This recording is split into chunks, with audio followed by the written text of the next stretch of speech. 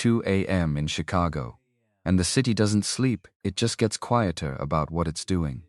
42 floors of glass and steel rise out of the loop, lit from within, indifferent to the cold driving off the lake. On the 38th floor, a floor buffer moves down a corridor of marble that cost more per square foot than most people earn in a month.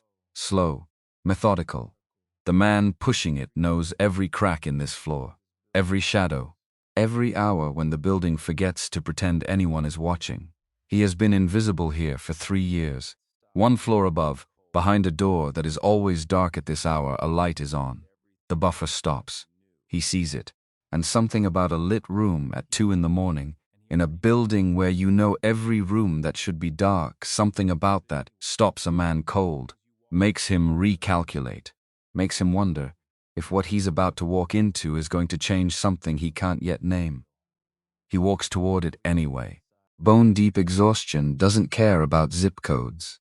It doesn't care that the floors Anthony Wilson is scrubbing cost more per square foot than his monthly rent. It doesn't care that the marble underneath his knees was imported from a quarry in Vermont and installed by craftsmen who charged more per hour than Anthony made in a day. It doesn't care about any of that. When your body has been running on vending machine coffee and 4 hours of sleep for the better part of 8 months, it just starts sending invoices.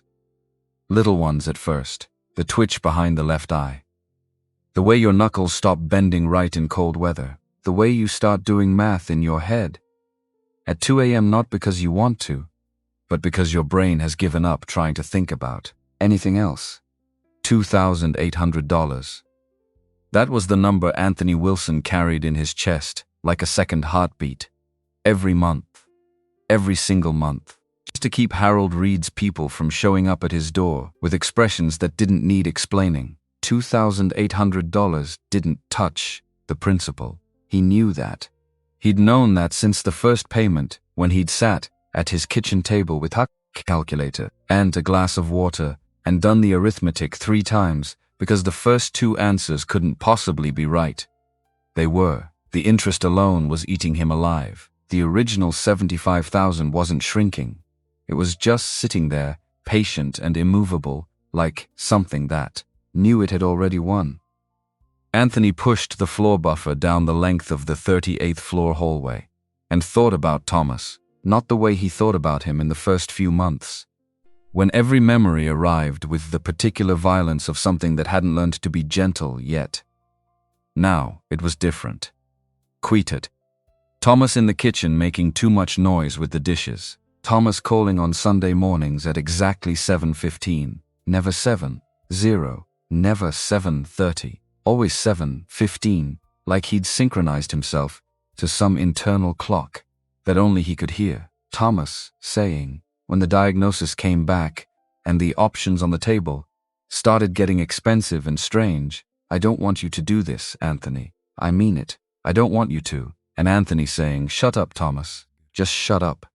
He hadn't meant it cruelly.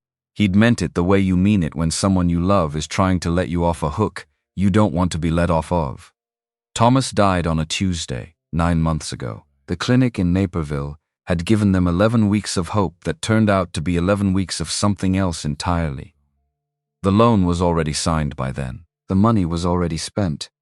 Thomas was already gone, and Harold Reed was already collecting. Anthony stopped the buffer at the end of the hallway, turned it off. The sudden silence was enormous. The kind that presses in on your eardrums when the thing you've been using to drown out your own thoughts stops making noise. He stood in it for a moment, just stood there. The emergency exit sign at the far end of the corridor threw a thin red line across the polished floor, and Anthony looked at his reflection in the marble, warped, elongated, a version of himself, stretched too thin, and thought, 3 more hours. 3 more hours and the shift ended. 3 more hours and he could take the 4:15 bus back to Pilsen and sleep until the alarm dragged him back out again. He picked up the buffer, kept moving. That was the thing about Caldwell Tower. It never let you stop for long. The building was 42 floors of glass and steel and studied indifference. Rising out of the Chicago loop, like something that had been there long enough to stop noticing the people moving through it. From the outside at night, it looked like a stack of lit windows. Clean, ordered. The kind of building that people photographed from across the river because it photographed well, which was its own kind of achievement, looking good from a distance, without having to offer anything to the people standing right next to it. Anthony Wilson knew every floor, not the way the architects knew it, not the way the engineers knew it, not the way the engineers knew it, the way someone knows a place when they've spent 3 years moving through it in the dark. He knew that the motion sensors on 36 had a 3-second delay, which meant you could be halfway down the hall before the lights caught up with you. He knew that elevator number 4 developed a sound, a specific, low metallic groan, every time the temperature dropped below 30 outside, and that if you heard that sound, you took elevator 3 because elevator 4 wasn't dangerous, exactly, but it wasn't right either. He knew that the executive bathrooms on 39 had a leaky supply line under the 3rd sink that facilities had been putting in a work order for since February, and that nobody had fixed yet. He knew the building the way you know something when it's the only constant in a life that kept rearranging itself. He'd started here 3 years ago, 6 weeks after he'd been laid off from the loading dock job in Bridgeport. His cousin Gerald had gotten him the application. The pay wasn't remarkable. The hours were worse. The midnight to 6 shift meant his entire social life, such as it was, happened in a window between 7 p.m. and 10 p.m., when he was too tired to enjoy it anyway. But the work was straightforward in a way he needed it to be at the time. You showed up, you cleaned what needed cleaning, you moved to the next thing. There was no ambiguity in a dirty floor. You either got it clean or you didn't. He preferred that to ambiguity. Anthony turned down the corridor toward the supply closet, stowed the buffer, and checked his cart. 12 more rooms on the overnight checklist. The executive suites on 38. The conference pods on 37. The break room on 36. That always looked like it had hosted some kind of contained disaster involving paper plates and someone's failed attempt at reheating fish. He pulled on fresh gloves, picked up the caddy, and started working. At 1:47 a.m., he found Raymond Oates's wallet. Raymond Oates was a junior equity analyst on 37 who Anthony knew by face but not by name, and who knew Anthony not at all. The wallet was under the conference table in room 37C.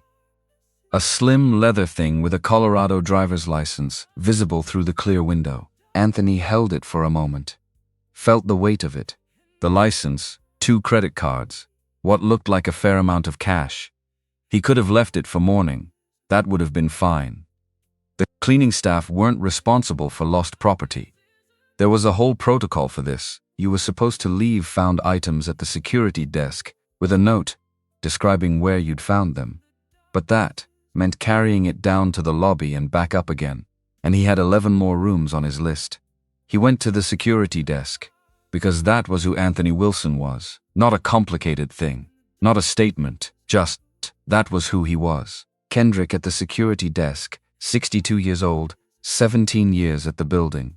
A man who communicated primarily in minimal words and appreciated when other people did the same. Looked at the wallet Anthony set on the counter, and then looked at Anthony, 37C, under the table. Kendrick wrote something in the log.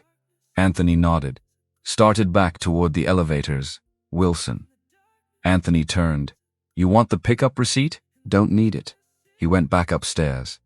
At 2:09 a.m., he finished 37 and moved to the supply cart in the elevator lobby to restock before hitting 38. He was pulling fresh microfiber cloths out of the lower shelf when he heard the cart from the other side of the elevator bank. Leonard, the other overnight tech on this rotation, who was 70 years old and had a bad hip and worked this building anyway because, as he had explained to Anthony exactly once in the break room at 3 a.m., I'm not the type to sit still. Never have been, and I'm not starting now. Leonard appeared around the corner, pushing his cart at the careful, measured pace of someone who had learned exactly how fast he could move without making the hip worse. Anthony reached into his own cart and pulled out the thermos he'd brought from home. Held it out. Leonard looked at it. You made that this morning? Yesterday morning. Still hot? Hot enough. Leonard took it, poured a cup into the thermos cap, which functioned as a cup when you were a certain kind of person who had thought ahead enough to buy a thermos with a cup built in. Drank it standing there in the elevator lobby at 2:09 a.m. while Anthony restocked the cart. Nobody talked. There was nothing particular to say. That was the thing about the overnight crew. You developed a language that was mostly silence and proximity. You knew when someone needed a minute and when they were fine. You learned it without discussing it. It wasn't complicated. It just required paying attention to people, which was apparently rarer than it sounded. Leonard handed back the thermos. Bad night? Average. Leonard's cart moved back down the hall.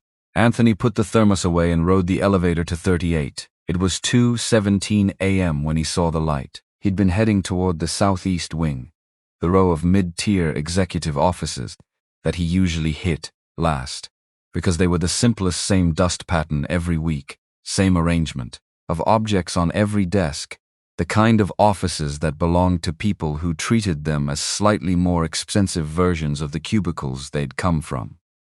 But the light stopped him. It was coming from under the door of the suite at the end of the north corridor, Suite 4001, the executive elevator access suite, the one that connected directly to the penthouse on 42. That suite was always dark at this hour. That was a fact as reliable as anything in Anthony's professional life. Whoever occupied that space, and he'd never encountered them directly, only the evidence they left behind. The particular quality of absence that suggested someone who moved through space, without settling in it, was never here past midnight. The light was on. Anthony stood at the far end of the corridor and looked at it. The thin line of gold under the door. Rational options, a timer. A cleaning oversight from the previous shift. An overnight security sweep someone hadn't logged correctly. He walked toward it, because that was the job. Not heroics, not curiosity. If a light was on in an unoccupied suite at 2 a.m., you turned it off and noted it on the form. Simple. He knocked twice, standard. 1 second pause between the knock that said, "I'm not alarmed. I'm not intruding. I'm just doing the thing I'm supposed to do." Silence. He put his palm flat on the door, pushed it open. The office was not unoccupied. He registered her in pieces, dark blazer, black loose waves, the kind that moved like they were always in the middle of deciding something. The breadth of the desk between them, genuinely enormous. The kind of desk that was less a piece of furniture and more an argument about the nature of power. The surface of it covered in papers arranged in a way that suggested recent, intense work rather than ordinary end-of-day organization. And her hands. Her hands were flat on the desk surface, fingers spread, the way you put your hands down when you need to feel something solid. When the floor has stopped being reliable and you need something that isn't going to move. She was staring at the wall to her right. Not at him. Not at the door. At a point on the wall that didn't contain anything, no window, no art. Just painted surface with the total, unblinking focus of someone whose attention had gone somewhere that wasn't this room. Her chest was barely moving. Anthony had seen panic attacks before. His mother used to have them early on when his father had first gotten sick and the bills started arriving in the mail with the particular frequency that meant they weren't going to stop. She'd gotten very quiet, very still. Like her body had decided that the best response to the pressure was to offer as small a surface area as possible.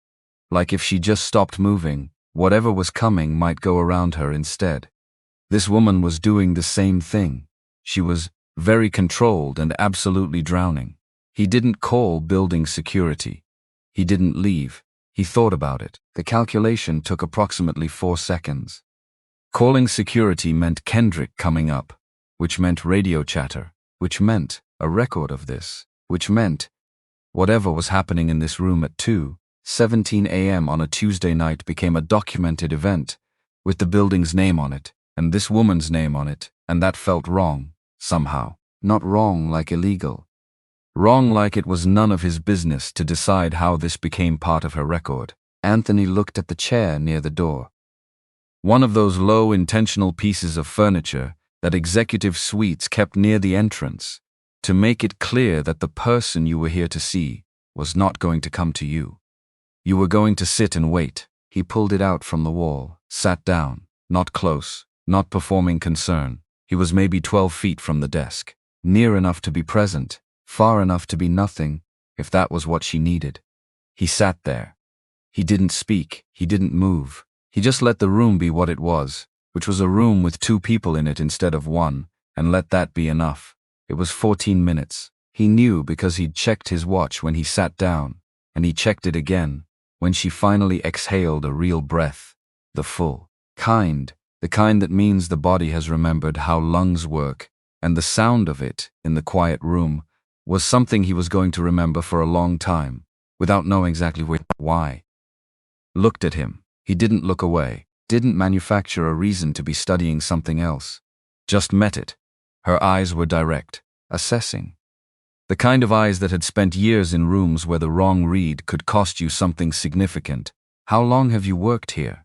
No preamble. No, why are you in my office, or what do you think you're doing? Just the question, delivered like the first line of something she'd been composing since she noticed him. 3 years, she held that, turned it over. 3 years. Not a question. More like she was placing the number somewhere specific, testing its weight. I don't recognize you, I work nights. The quiet came back between them, but it had changed character. Before, it was the silence of someone alone in a room having an emergency. Now it was the silence of 2 people who had gotten to this point by very different roads and were standing at the same junction trying to figure out what came next. She didn't ask him to leave. He noticed that. She didn't thank him either. She just looked at him the way people sometimes look at something unexpected, not with warmth, not with hostility, with the specific calibrated attention of someone who was deciding whether or not to update their understanding of something. Then she turned back to the papers on her desk, and Anthony Wilson, who had 11 rooms left on his checklist and a bus to catch at 4:15, sat there in the chair near the door and waited for her to not need him anymore. He stayed for another 40 minutes. He left when her breathing had been even for long enough that staying felt like intrusion instead of presence. He turned off the light in the outer room on his way out, left the door as he'd found it, went back to the cart, and finished 38 and started 37, and did not think about what he'd just done or why. Because thinking about it would make it into something with a story, and he didn't want it to have a story. It had just been a Tuesday. That was fine. He did not think about the way her hands had looked on that desk. He was almost sure. Patricia Johnson had the particular efficiency of someone who had spent 15 years making herself irreplaceable and had zero interest in being appreciated for it. She was 38 years old, direct in the specific way that people who had once been indirect and learned better tended to be, and she had worked as Lorraine Mitchell's executive assistant for 4 of those years, which meant she had developed a finely calibrated sense of what the woman needed without being asked. At 9:14 a.m., Lorraine sent her a message with the subject line personal. Pull the overnight maintenance roster for the past quarter. All of them. Full files. Not, can you, when you have a moment, I was wondering if, just, pull. Full files. Patricia pulled. She was professional about it, which meant she didn't ask why and didn't speculate out loud, though internally she filed it under the category of things that were interesting and would probably make more sense later. She sent the files at 9:47 a.m. At 10:02, a follow-up message from Lorraine's office, Anthony Wilson, specifically, and that was when Patricia let herself be briefly, privately interested, in the conference room on 39, which had a view of the river, and a coffee machine that Patricia had specifically requested, and that Lorraine had specifically approved because Patricia had been right about the previous coffee machine being insufficient, and Lorraine did not argue with competence. Patricia sat with the file and read it the way she read everything, thoroughly, without skipping the parts that seemed boring, because the boring parts were usually where the important information was hiding. Anthony Jerome Wilson, 32 years old, Southside Chicago. Emergency contact. none listed. 3 years with the overnight maintenance crew, classified as a senior maintenance technician, though the salary attached to that classification was one of the lonelier things Patricia had seen on a pay stub recently. Perfect attendance, no disciplinary actions, not one, in 3 years. Which was, Patricia did the quick internal math, genuinely unusual. The industry average for overnight building maintenance was high on both absenteeism and incident reports, because the work was hard and the hours were designed for machines and the people doing it were not machines. No complaints from staff, no commendations either, because the building didn't have a formal commendation structure for overnight maintenance. Which was itself worth noting. Under employment history, one prior position, a loading dock in Bridgeport, terminated due to workforce reduction, which meant layoff, not performance. Before that, 2 years at a facilities company in the south suburbs that had since closed. Under education, community college, completed an associate degree in facilities management, which Patricia would have found slightly unexpected. Except that, the file also showed he'd been carrying a full-time work schedule the entire time he'd been enrolled, which reframed expected into something more like remarkable. She closed the file, opened it again. The emergency contact field, being blank, had a specific texture to it that Patricia recognized without being able to articulate why.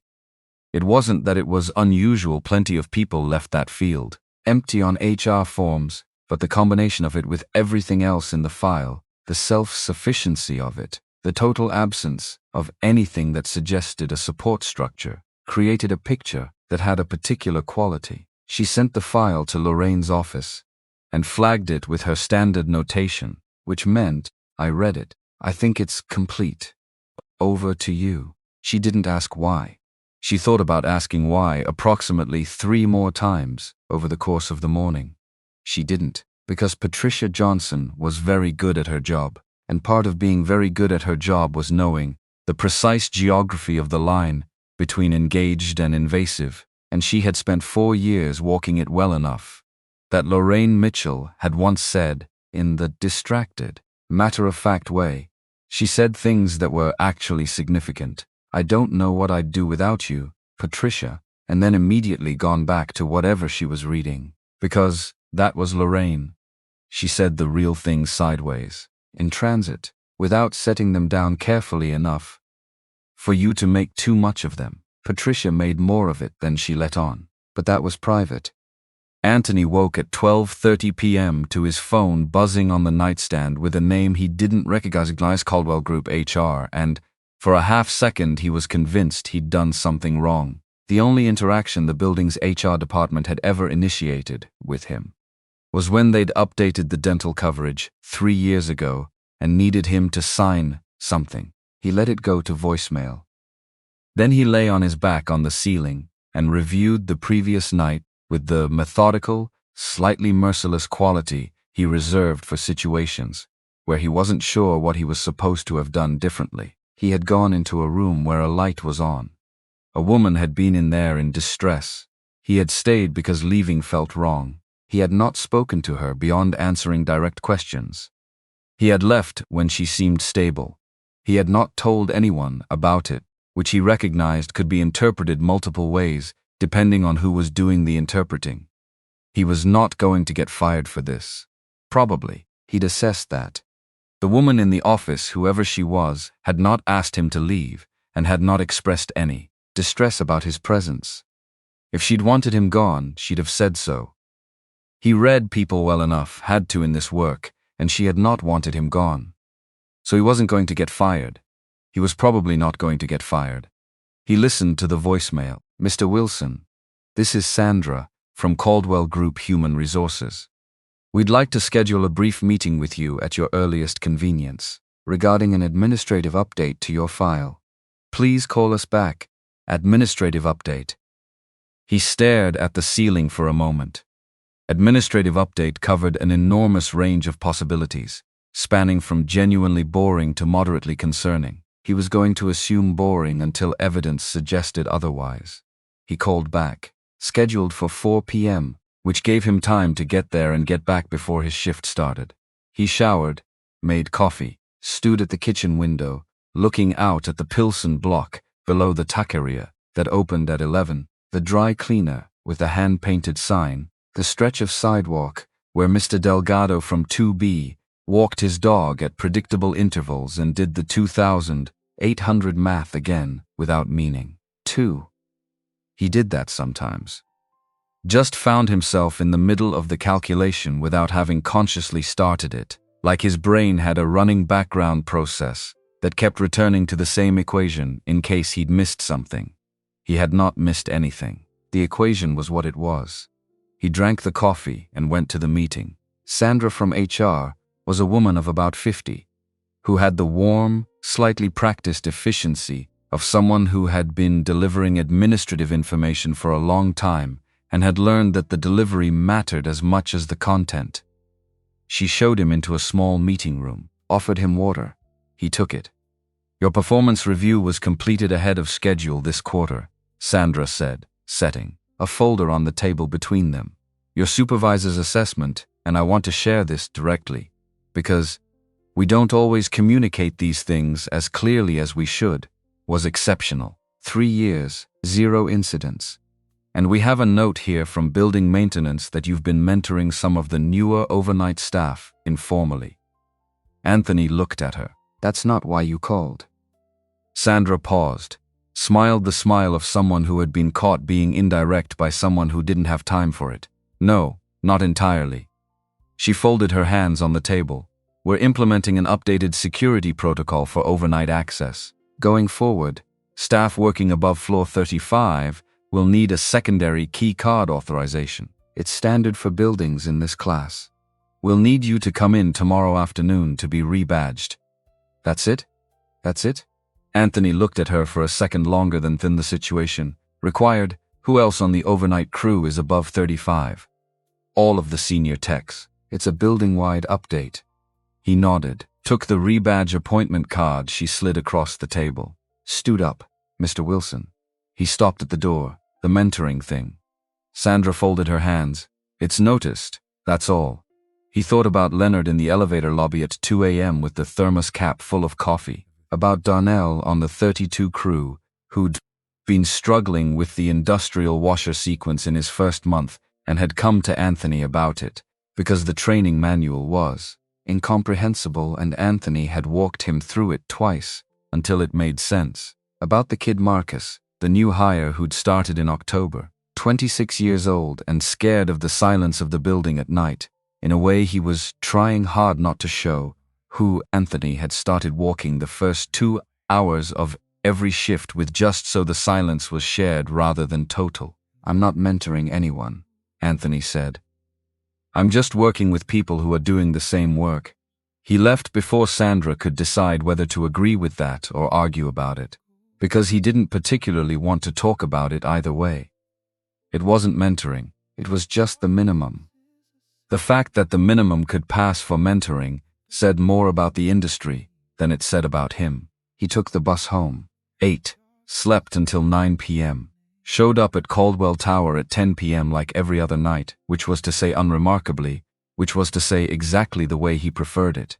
He did not see her that night, or the night after. On the third night, he was running the buffer down the 39th floor hallway at 1:23 a.m. when the door to suite 3902, not her office, one of the auxiliary conference suites opened, and she walked out with a phone to her ear and nearly walked directly into his cart.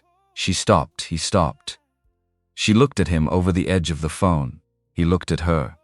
The phone was still against her ear. Whoever was on the other end was still talking. Anthony could hear the thin stream of a voice from where he was standing. Some kind of rapid-fire summary of something financial.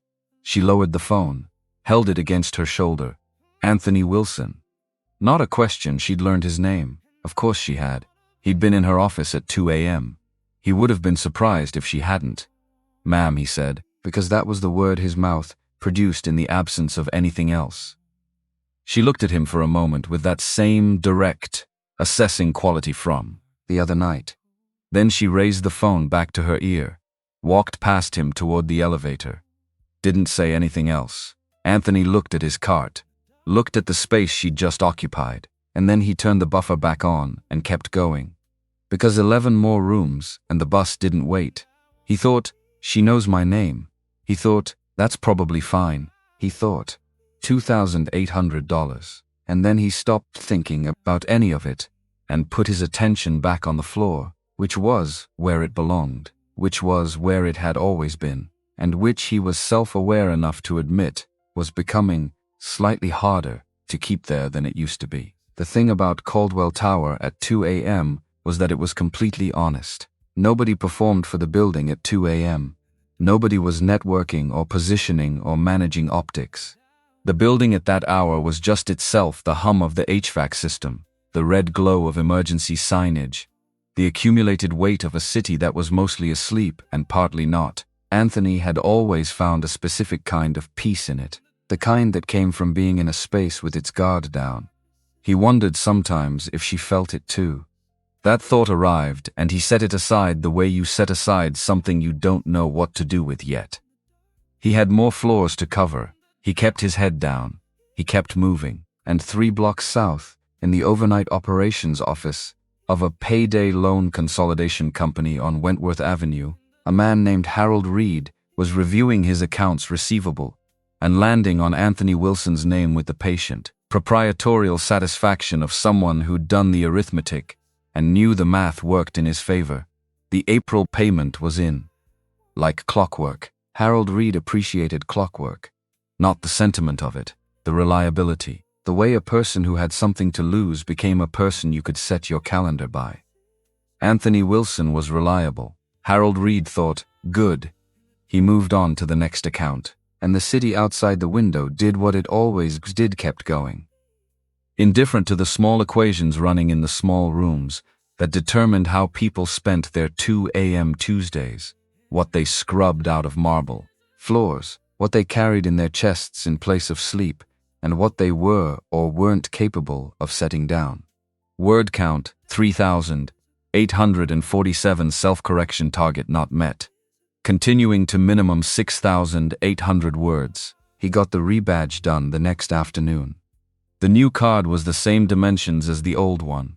Same thickness, same slightly cold feel of laminated plastic when you held it, but it had a gold stripe across the top that the old one hadn't, and the woman at the security desk, Janet, who Anthony knew by name, and who knew him by first name and coffee order, had looked at the gold stripe when she'd logged the new card into the system and said, "You're going up in the world," which she'd immediately followed with, "I mean that literally. They don't give these to just anyone," because she was the kind of person who felt obligated to clarify jokes.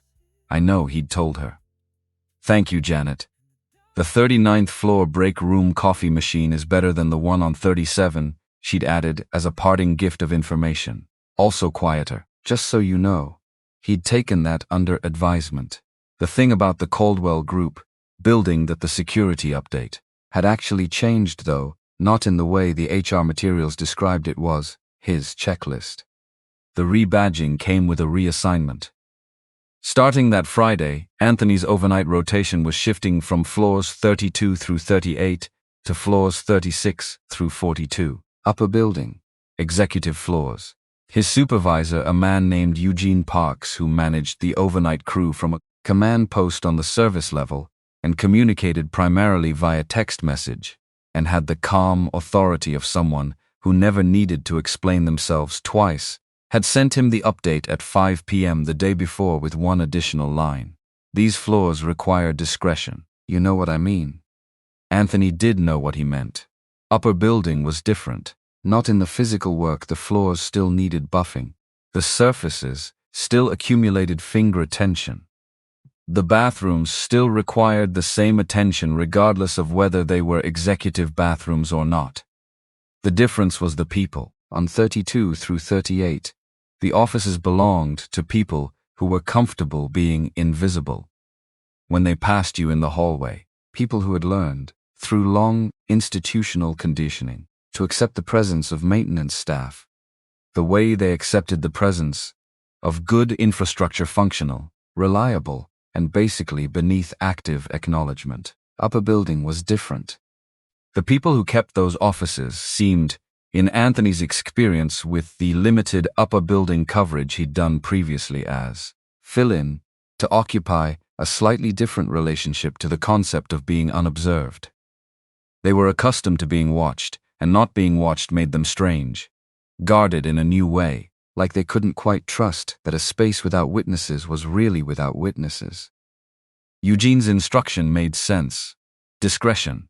He was good at discretion. He started the new rotation on Friday. Friday nights at Caldwell Tower had a specific energy, the residue of a long week, not quite fully dissolved, the building still humming with it, the kind of electricity that lived in the carpets, and the recycled air, and the surfaces of desks, where people had leaned for too hard, for too long. Anthony moved through floors 36 and 37 in the first 2 hours, then 38 and 39 in the next hour and a half, and the work was the same work it always was, methodical, physical, the particular quiet satisfaction of bringing order to spaces that had been disordered, and he was making good time. At 2:47 a.m., heading toward 40, he passed the door of the corner office on 39 that Patricia Johnson occupied during business hours. He knew it was Patricia Johnson's because her nameplate said Patricia Johnson,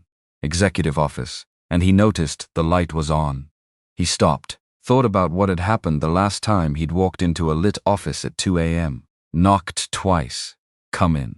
The voice was direct, slightly impatient in the way voices are when you're in the middle of something and you'd expected to be further along by now. He pushed the door open. Patricia Johnson was sitting at her desk with a reading lamp on, and a large document, something printed, 40 pages at least, spiral-bound, and a yellow legal pad next to it that was covered in handwriting down to the last line. She looked up at him with the specific expression of someone assessing whether the interruption was going to be relevant enough to justify pausing. Overnight maintenance, he said. Just checking the light. It's intentional. She looked at him for a moment. You're Anthony Wilson. He had been identified twice this week, by name, by people who hadn't known his name previously. He was keeping track. Yes, ma'am. Lorraine mentioned you. Patricia's voice was even offering nothing beyond the fact. She said you came in to check a light and you stayed. Anthony considered how to respond to this. It was a description that was accurate, and also somehow managed to leave out everything that had made it significant. Something like that. Patricia looked at him the way people looked at things they were filing for later. She doesn't say things like that often. Mention people. She tapped her pen against the legal pad. I thought you should know. All right, that's all. He backed out of the doorway, pulled the door closed, went back to the cot. Lorraine mentioned you. He thought about that for about a floor and a half. Then, he thought, found $2,800 and let the math cover over everything else the way it always did, because the math was reliable, and reliable things were useful, and some things were useful, and some things were interesting, and he knew which category to stay in. He kept moving. The 42nd floor penthouse access area was not on his cleaning rotation. Yet Eugene had specified he'd be working the executive floors below 42 until a full walkthrough was completed next month, but the hallway outside the private elevator to 40 was on his list, and he did that last at 4:07 a.m. when the building was as quiet as it ever got. He was 2/3 of the way down that hallway when the elevator made a sound. Not the groaning of elevator 4 on cold nights.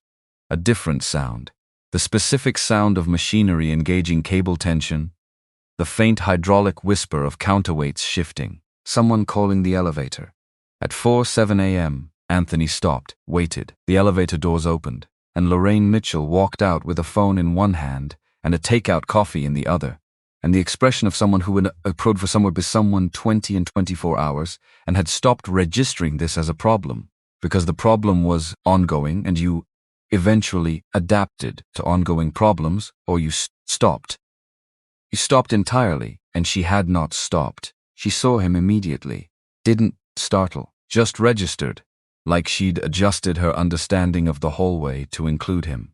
Mr. Wilson, ma'am. She walked to the end of the hall, which was where the corridor turned toward the north elevator bank, and stopped, looked back at him. "Do you ever go home?" It was not, he recognized, a hostile question.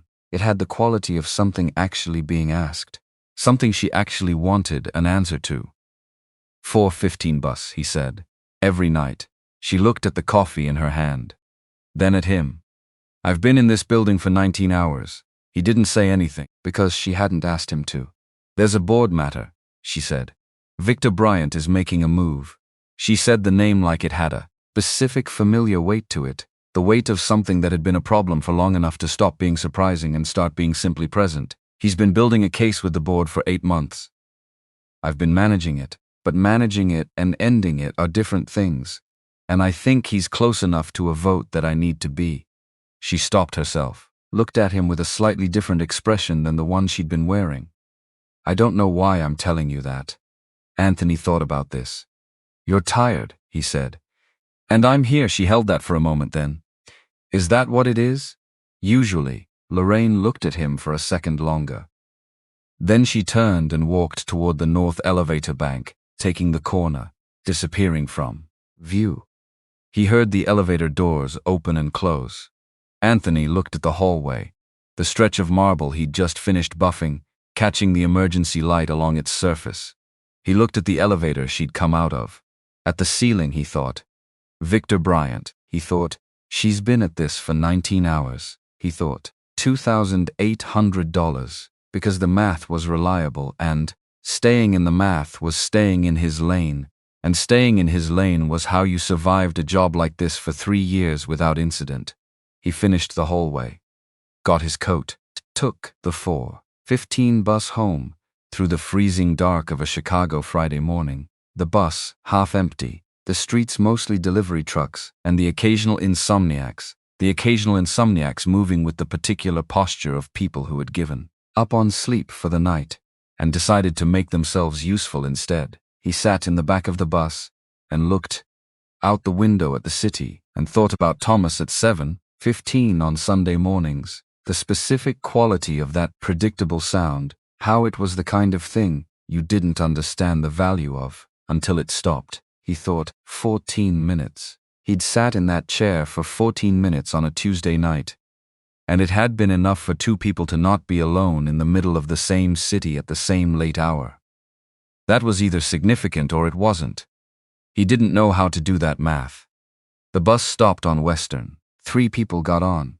An older woman with grocery bags. A man in Cook's whites who fell asleep within 30 seconds of sitting down. A teenager with headphones who looked at the floor the entire ride.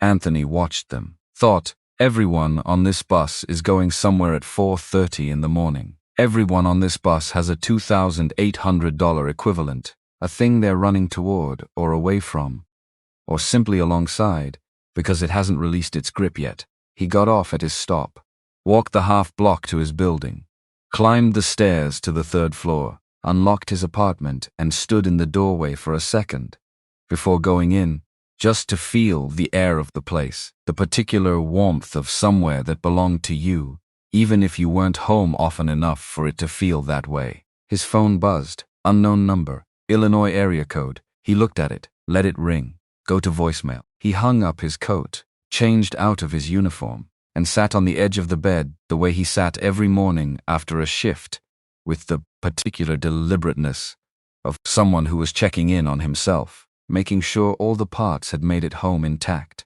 32 years old, 3 years of nights, $75,000 Thomas. He lay back on the bed without taking his shoes off, which he never did, which told him something about where exactly the tank was sitting. And then, because this was how it always worked, his mind went back to the hallway. The elevator at 4:07, the 19 hours she'd been in the building, the way she'd said Victor Bryant's name with the weight of something that had been a problem for so long it had stopped feeling like a crisis and started feeling like weather. I don't know why. I'm telling you that. He did, though. Because he was there. Because at 4 a.m., when your guard is down and you've been fighting for 19 hours, and the math of the thing you're fighting is enormous, you tell the person who is standing in front of you. Not because they can fix it, because they're there, and they're not running from it, and sometimes that's the only qualification required. He'd been that person before, for Thomas. He recognized the shape of it. He was going to need to be careful.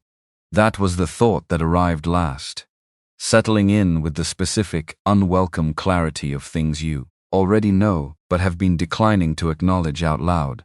He was going to need to be very careful. Because careful was what kept things in lanes, and his lane was the floor buffer and the checklist and the 4:15 bus and the 2,800 a month and the math that didn't change no matter how many times he ran it. His lane was not 19-hour vigils and board matters and a woman named Lorraine Mitchell looking at him in a hallway at 4 a.m. like he was the first honest thing she'd encountered all week. He closed his eyes. Outside, Chicago was beginning its first pale edge of morning light, the gray before the color. The deliveries and the insomniacs were giving way to the early morning runners, and the people who opened restaurants, and the overnight nurses heading home. The city was executing its shift change. That particular hour, when the night version of things handed off to the day version, and the two of them overlapped briefly in the cold light. Anthony Wilson fell asleep with his shoes on. Somewhere on the 42nd floor of Caldwell Tower, the light was still on. The floor came up fast. That was the thing Anthony remembered afterward, not the warning signs, though they'd been there. The gray edges at the perimeter of his vision. The way his knees had stopped communicating with the rest of him, somewhere around step 40 of the 42nd floor stairwell access corridor. Not the sound of the cart hitting the baseboard when his hand released it. Just the floor. The way it arrived. Sudden and cold, and entirely indifferent to whether he was ready for it. He'd been on shift for 11 hours, not 14, the way it had been the Friday before. 11, which should have been fine. Which had been fine plenty of times before, except that the Friday before had been 11 hours, and the Saturday before. That had been a double, because Darnell had called out sick, and Eugene had needed coverage, and the Thursday before the Saturday had been 12, because the industrial polisher on 37 had jammed, and getting it unjammed had required the kind of patient, physical problem-solving that consumed time, the way certain problems consumed everything you gave them and still wanted more. So 11 hours, on top of 5 nights that hadn't averaged enough. Sleep between them to make a full one. And the 2,800 had gone out that morning, which meant the math was starting over, which meant Anthony had stood at his kitchen table at 9 a.m. before his shift looking at his checking account balance, with the particular expression of someone who already knew what they were going to see and looked anyway, because not looking felt like giving up. He'd eaten something. He was sure of that. There had been something. Toast, probably, or the end of a box of cereal, something, and then he'd come in, and worked, and somewhere in the back half of hour 11, in the service corridor on the east side of floor 39, his body had finally submitted its invoice. He didn't feel himself fall. That was the strange part. There was standing, and then there was the floor, and the thing in between the actual moment of falling was simply absent, like a splice in a film, where the editor had cut something that was supposed to be there. The corridor camera had the missing footage. He found that out later. What he found out first was the ceiling. It was white. Recessed lighting. The kind with warm spectrum bulbs that were more expensive than the standard cool white. And that someone had specified because they'd understood that light quality mattered to people who spent time in a space. The ceiling was not a ceiling he recognized. Which meant it wasn't the service corridor ceiling, which meant something had happened between the floor coming up and the ceiling coming into focus.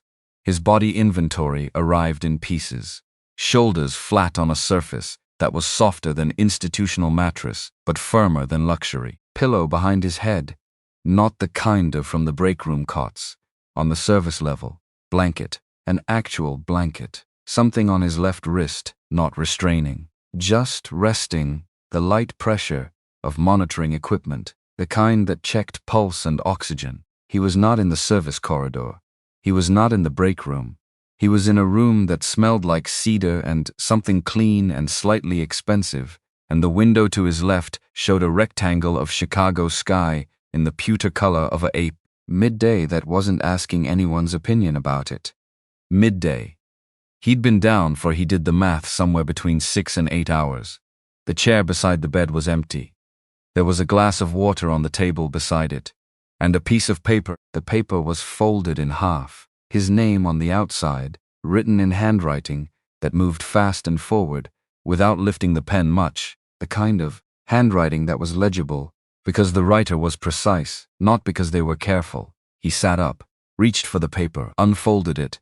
Anthony Wilson, stay here until I return. Do not leave. Do not argue with Dr. Reeves about whether you need to stay, because you do, and arguing will waste time that neither of us has. LM. He read it twice. Then he set it down. Then he picked it up and read it a third time, because the second reading hadn't settled it. Do not argue with Dr. Reeves, which meant there was a Dr. Reeves, which meant she had called a doctor. For him. Anthony lay back against the pillow and looked at the ceiling again and thought about what it meant that Lorraine Mitchell, who ran a $3 billion company and was in the middle of a board war that she'd been working on for 19 straight hours, had what? Watched the security feed? Patricia had mentioned the cameras in the context of the building's overnight protocol. She knew he was up here. She might have been monitoring. He thought about her face in the 42nd floor corridor. The quality of someone who hadn't stopped because they couldn't, he thought. She watched the feed. He thought she came down herself. He thought, do not argue with Dr. Reeves, which was such a specific thing to put in a note. Like she already knew he was going to want to leave. Like she'd anticipated that particular version of him and preemptively argued against it. He didn't know how to do anything with that, so he set it aside. The way he set aside anything he didn't know how to categorize yet, and looked at the water glass. He drank the water, all of it, in one continuous motion, and then he sat there, holding the empty glass, and thought, Thomas used to say that Anthony's problem wasn't stubbornness. It was that he confused stubbornness with loyalty, and the difference mattered, and he was never going to figure that out until somebody made him stop long enough to think about it. The door opened. Dr. Reeves was a man of about 60, compact and efficient, with reading glasses pushed up on his forehead, and the particular manner of a physician who had been doing house calls for long enough to stop finding them remarkable. He came in, checked the monitoring equipment, looked at Anthony with the specific diagnostic attention of someone taking readings without a device. Blood pressures normalized. Glucose was low when we found you, which is consistent with what you described, or what I understand you would have described if you'd been conscious. A pause. When did you last eat a full meal? Anthony considered this honestly. Yesterday morning. What did you have? Toast. Dr. Reeves looked at him over the glasses. That's not a full meal. It's toast. It's carbohydrates and hope. He made a note on the pad he was carrying. You're not injured. The fall was controlled enough that you didn't hit anything on the way down. You have mild dehydration, and the kind of exhaustion that has a clinical name, which I won't use because I suspect you'll find it annoying. What I will say is that your body did the only thing it had left to do, which was take the decision out of your hands. Anthony looked at him. How long do I need to stay? Until Ms. Mitchell returns. That's not a medical answer. No, Dr. Reeves agreed pleasantly. It isn't. He left. Anthony sat in the room in the executive health suite on the 39th floor and looked at the empty water glass and thought about how his body had made a decision without him. He'd known people who would have described that as a failure, an embarrassment. He'd known people who would have been furious about it. He was mostly just tired. Tired in the way that went past, tired into something more structural. The kind of tired that lived in the bones, rather than the muscles. The kind that sleep helped, but didn't fix. Because the fix required something more than sleep required the subtraction of the thing that was causing the exhaustion in the first place. And the thing that was causing it was not something Anthony could subtract. Harold Reed couldn't be subtracted. He was a fact of the situation. $2,800 was a fact of the situation. He closed his eyes, not sleeping, just closing. When he heard the door again, it was different. Not Dr. Reeves's compact efficiency, a different weight, a different pace, the particular quality of someone who moved through spaces as though they belonged to her. Which, in the most literal possible sense, this one did. He opened his eyes. Lorraine Mitchell, no blazer. That was the first thing he registered. It was noon, and she was in a plain dark sweater and tailored trousers, and her black loose waves were pulled back in the kind of arrangement that suggested she'd done it herself, quickly, not for anyone's benefit. She had a phone in her left hand, and she put it face down on the table by the door when she came in, which he noted because she did not look like someone who put her phone face down on tables. She looked like someone who looked at her phone constantly, because the phone was where the decisions lived. She pulled the chair beside the bed and sat down, across from him, the way she'd sat in the conference room. Except there was no conference table between them, and the space that remained was the honest kind. What did you eat yesterday? No preamble, no how are you feeling. Just the question arriving first. Dr. Reeves already asked me that. I'm asking you again. He looked at her. Toast. In the morning. Something moved through her expression and settled. Before the shift. What did you have before the shift started? Nothing. And during? Coffee from the machine on 37. Lorraine stood up. She went to the door of the suite, opened it, said something to someone in the hallway, in a voice too low for him to hear, and came back and sat down. I've asked the kitchen to send something up. You don't have to do that. I know I don't. Even unhurried. The voice of someone who was very clear on the distinction between what she had to do and what she was doing. I do it because you've been running on nothing. And your body made that announcement in the middle of my building's east corridor at 4 a.m. And I would like you to eat something. A pause. Is that acceptable? He thought about arguing. He thought about the note, do not argue with Dr. Reeves, which had been a preview, he understood now. A warm-up for this. All right, he said. The food arrived 12 minutes later. Patricia Johnson brought it herself, which surprised him because he'd have expected a staff member from the kitchen. Patricia set the tray down on the table beside the bed, looked at Anthony with the same assessing directness she'd had in her office, and then looked at Lorraine with an expression that communicated something entirely wordless and was entirely received. The 2 p.m. has been pushed to 3:30, Patricia said to Lorraine. Bryant's office called to confirm. Lorraine didn't look away from the tray. He's going to want the Q3 comparatives when he comes in. Already pulled. Patricia paused at the door. Her eyes went to Anthony briefly. Not hostile, not warm. Something in between that had the quality of a calculation still running. The files you asked for are on your desk. She left. Anthony looked at the tray. Eggs heavily scrambled. Toast, real toast, from bread that had required an actual bread box. Sliced fruit. A glass of orange juice and a cup of coffee. More food than he ate in a standard day. You don't have to watch me eat, he said. I'm not watching you. I'm sitting in my building. But there was something in the set of her mouth that might have been the beginning of something drier than what the words said. He picked up the fork.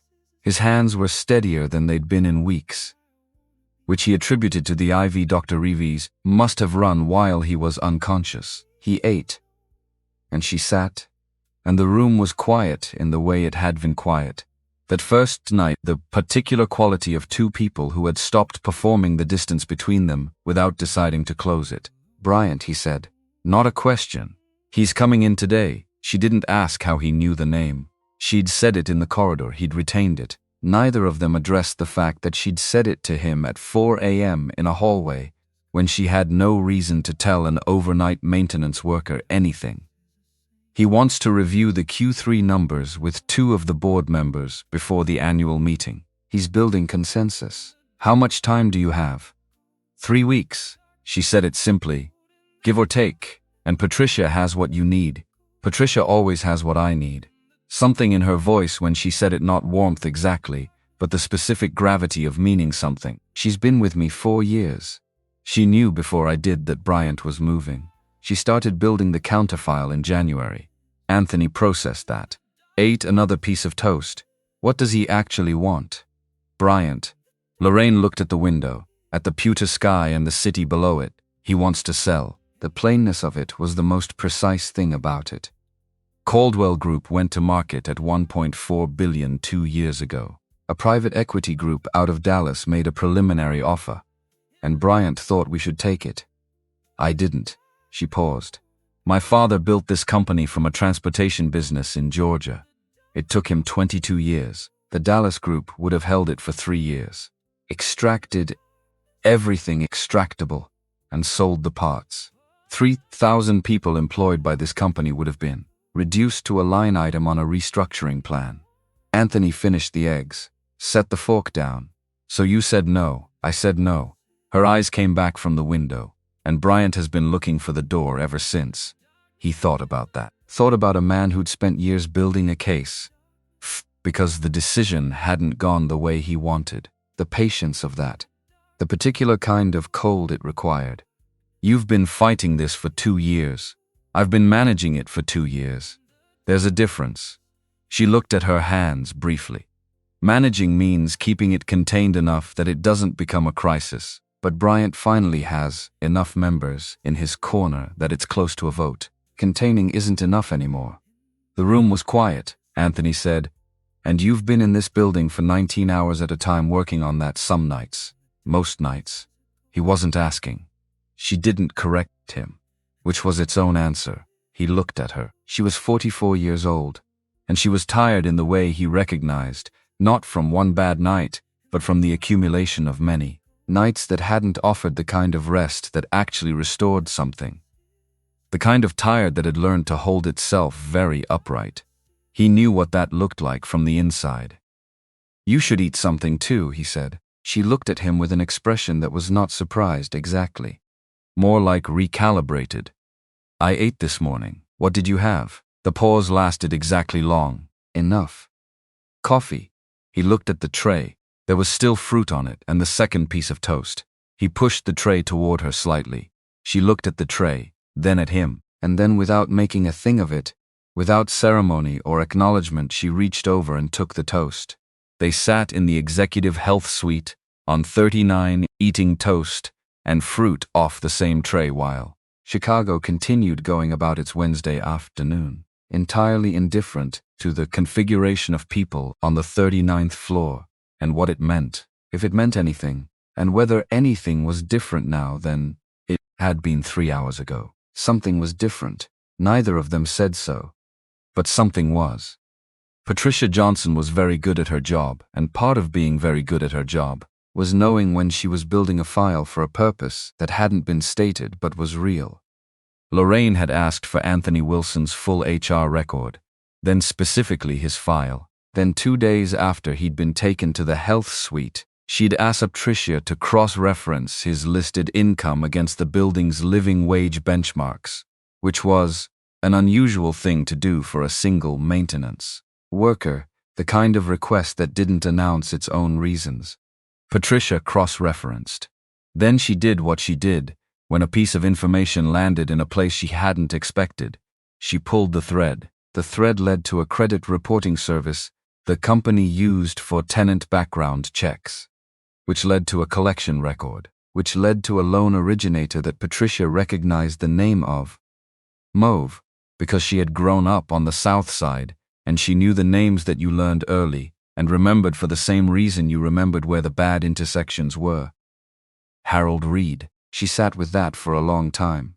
Then she opened a second file and kept working, because she was Patricia Johnson, and she finished what she started. The file she brought to Lorraine that Thursday was thin, 4 pages. Patricia laid it on Lorraine's desk at 6:30 p.m., when the building had mostly cleared out, and the light through the south windows was doing the amber thing it did in late afternoon, making the office look like a different room than the one it was in the morning. Anthony Wilson's financial picture, Patricia said. The short version is in the summary on top. Lorraine looked at the first page.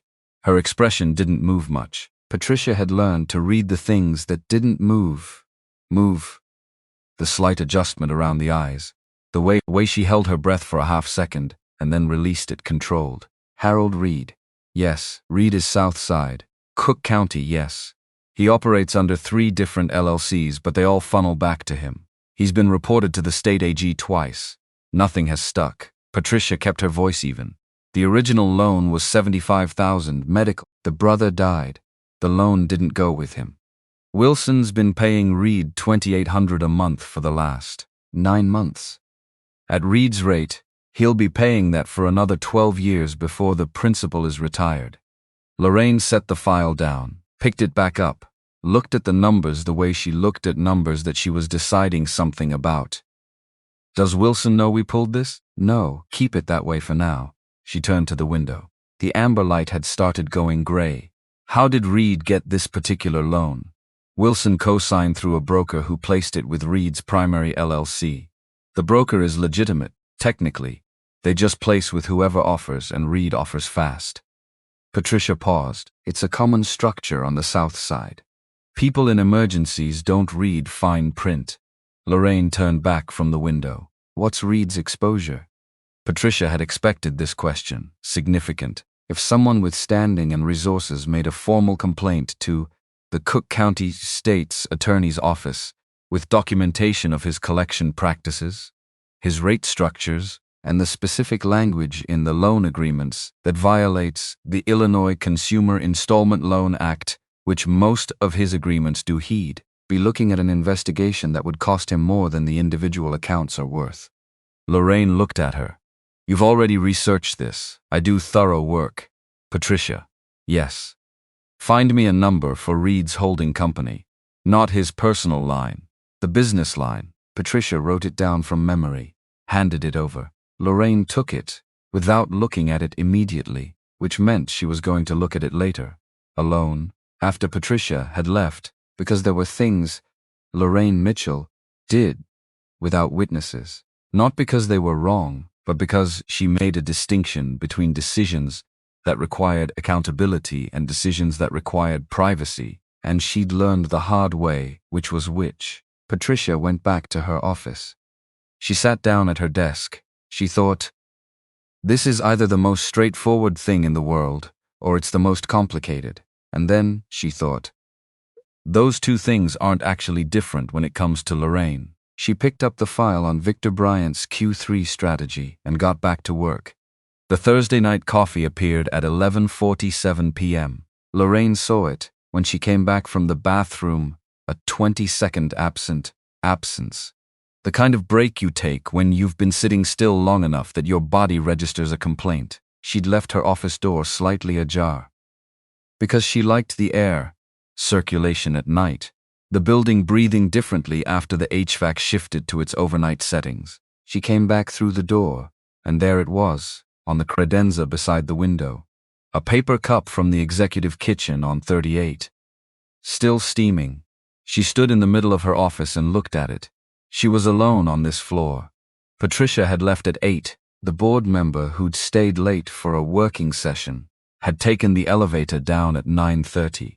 Building security did a sweep at 10 and wouldn't be back until 2. There was only one person in this building at 11:47 p.m. who knew she was in this office, who moved through the upper floors at this hour, and who would have, without knocking, without announcing it, without requiring anything in return, placed a cup of coffee outside her door. She picked it up.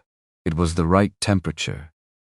Not the burning temperature of something just poured. Not the cool-down temperature of something that had been sitting. The temperature of something delivered by someone who'd calculated the walk from the kitchen against the time it would take to reach her door, and had gotten the math right. She sat down at her desk and held the cup and thought about that math. About the fact that he'd run it, without being asked, without it being his job, without anything at the end of it that came back to him. She opened the Bryant file, read 3 more pages, drank the coffee. The next night, she left her door open a full inch instead of a half. Friday night, 2 inches. Saturday, she left a second cup on the credenza inside the office, right where she always stood when she was reading by the window, in case he came in to check the light and wanted something. When she came back from the conference room at midnight, both cups were gone. He'd had the coffee.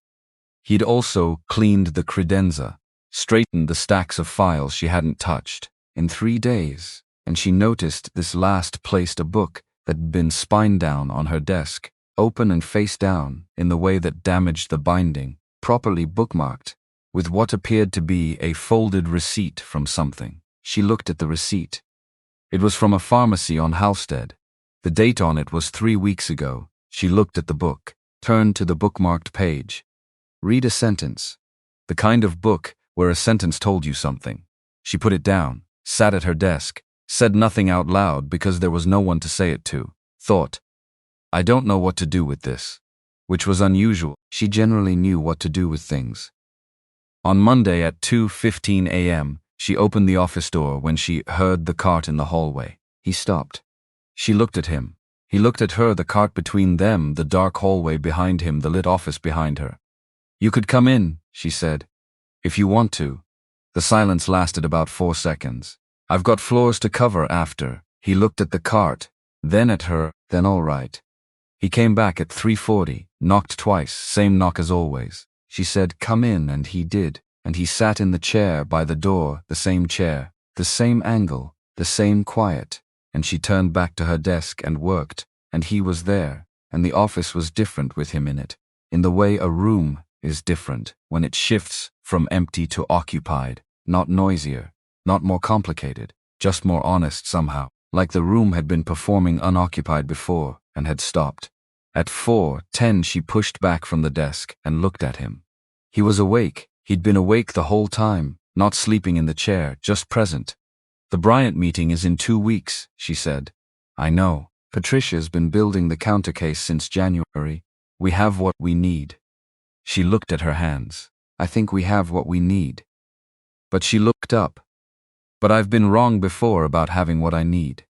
The plainness of it, the way she said it without protection. My father died thinking the company was solid and it wasn't. I've spent 13 years fixing something that I didn't know was broken until I was already inside it. I'm good at fixing things once I understand them.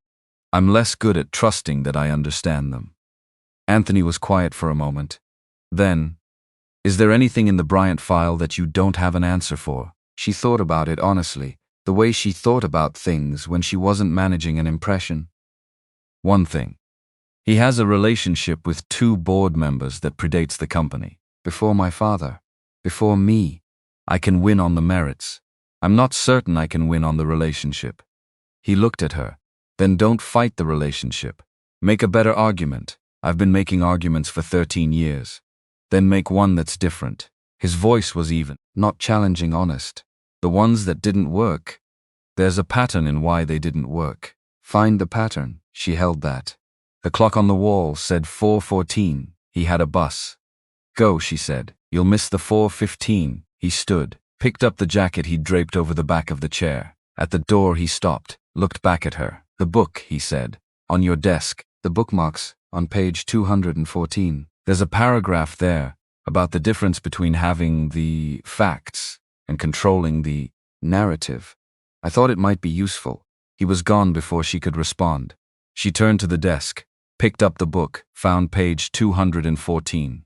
Read the paragraph. Read it again. She sat back. She thought, he read this, he marked this. For me, she thought, I don't know what to do with a person who does things like that.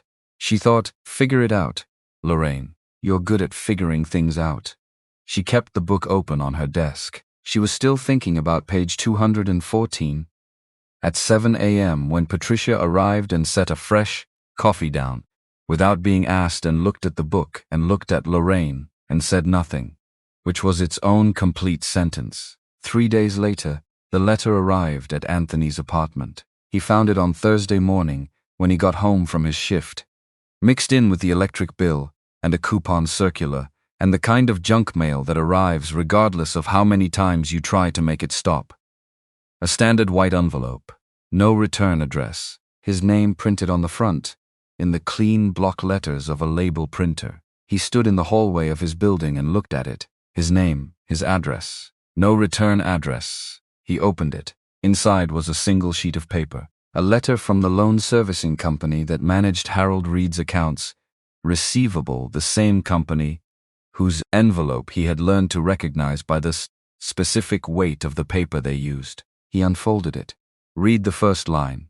He read it again. Account status, paid in full. Below that, the account number, which was his. The original principal, $75,000. The outstanding balance as of the previous Wednesday, $71,400 and change. The current balance, 0. He stood in the hallway of his building and read the letter 4 times. Then he folded it back into the envelope and walked up the stairs to his apartment and sat at the kitchen table and looked at the wall. No name on the payment, no explanation, no name. Except there was only one person who knew about Harold Reed, only one person who had the resources. The particular efficiency. The way of doing things quietly and without announcement, the same way she put a cup of coffee outside a door without knocking, the same way she put a bookmark in a book without saying so, the same way she'd written that note, "Stay here, do not argue," which was not how someone wrote a note if they didn't care about the outcome, but also was not how someone wrote a note if they were performing caring, because a performance of caring would have been softer, and this had not been soft. It had been direct. It had been the way she said everything that mattered. He held the letter. $71,000. She had paid $71,000 for him, without asking, without telling him, without, as far as he could determine, wanting anything visible in return. And he felt not what he was supposed to feel. He felt unsteady. Like the floor was uncertain again. Not from exhaustion this time, but from something harder to name. Like the ground rules of a situation he'd understood had been rewritten without his input, and the new rules included a debt that wasn't monetary, that wasn't quantifiable, that had the specific weight of something he didn't know if he could carry. He didn't want to owe her this, not because she was bad, the opposite, because she was whatever she was. Whatever the 2 a.m. offices, and the bookmark on page 214 and the note in precise handwriting amounted to, he didn't want that to be tangled up in $71,000. He didn't want to be unable to tell the difference between choosing to be somewhere and being placed there by a debt. He sat at the kitchen table for a long time. Then he got up and got dressed in his cleanest clothes and called Patricia Johnson's direct line. "I need 15 minutes with Ms. Mitchell. Today, if possible." Patricia's voice was even. "What time works for you?" Which told him Patricia had known. Which told him Patricia always knew. "Whenever she's available." "I'll call you back," Patricia said. She called him back in 4 minutes. "She has 30 minutes at 9 a.m. Will you be there?" He would be there. He took the bus across town. He rode it looking at the city, going past the window, the morning version of Chicago, which was all construction trucks and coffee runs and the particular forward-leaning posture of people with somewhere to be. And he thought about Thomas saying, "Your problem is you confuse stubbornness with loyalty." And he thought, maybe.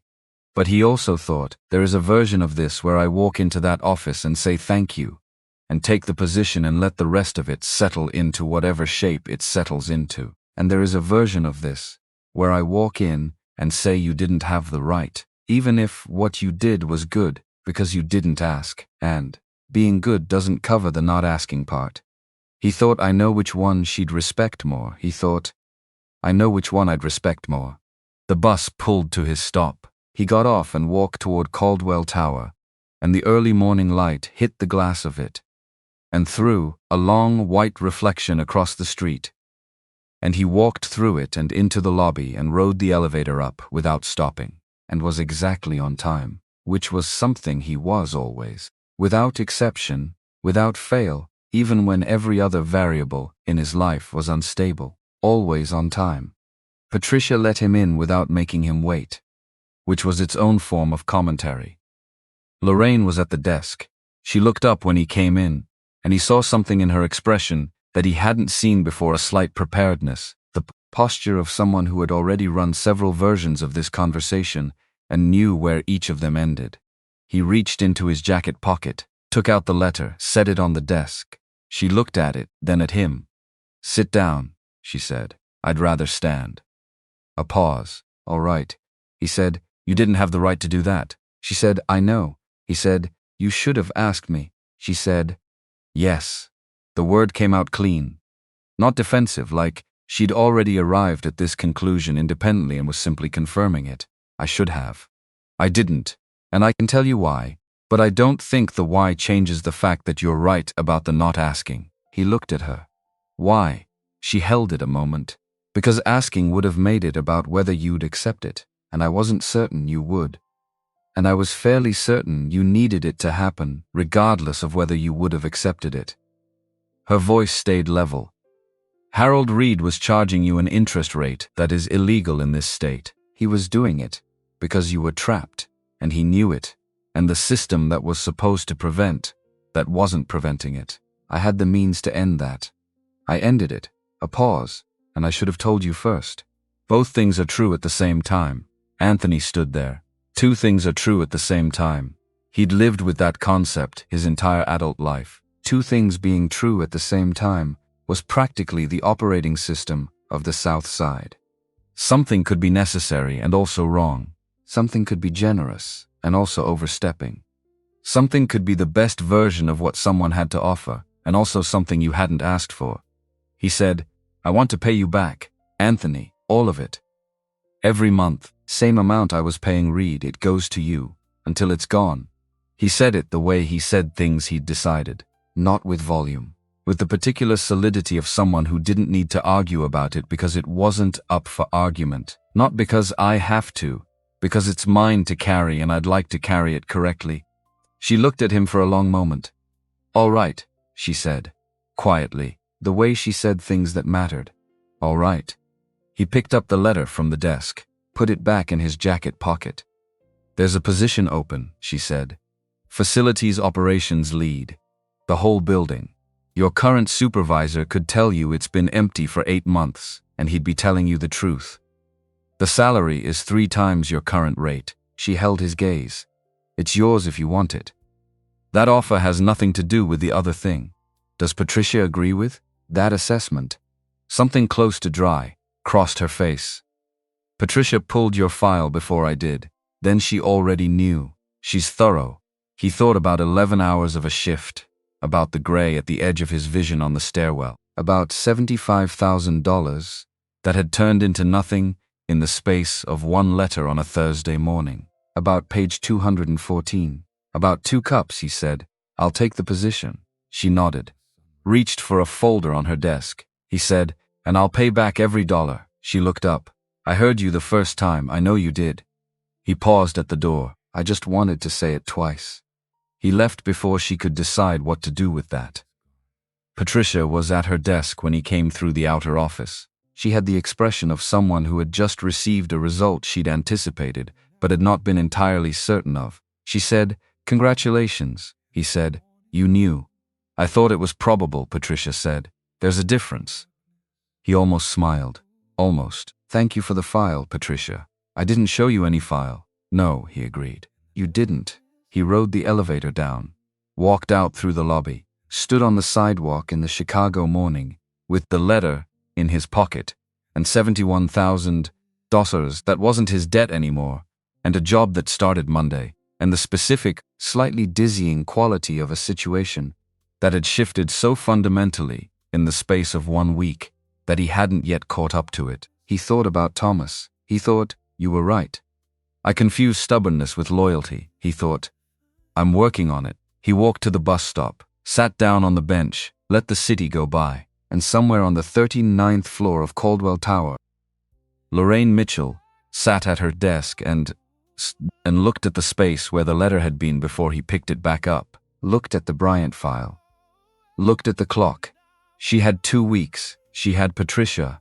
She had the files. She had 13 years of knowing exactly which numbers to put in front of which people to make them understand what they were looking at. She had a man who had said, find the pattern.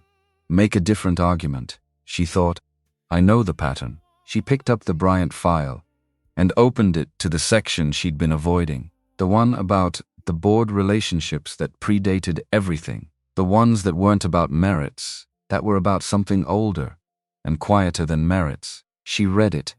And this time, instead of reading it as the problem, she read it as the terrain.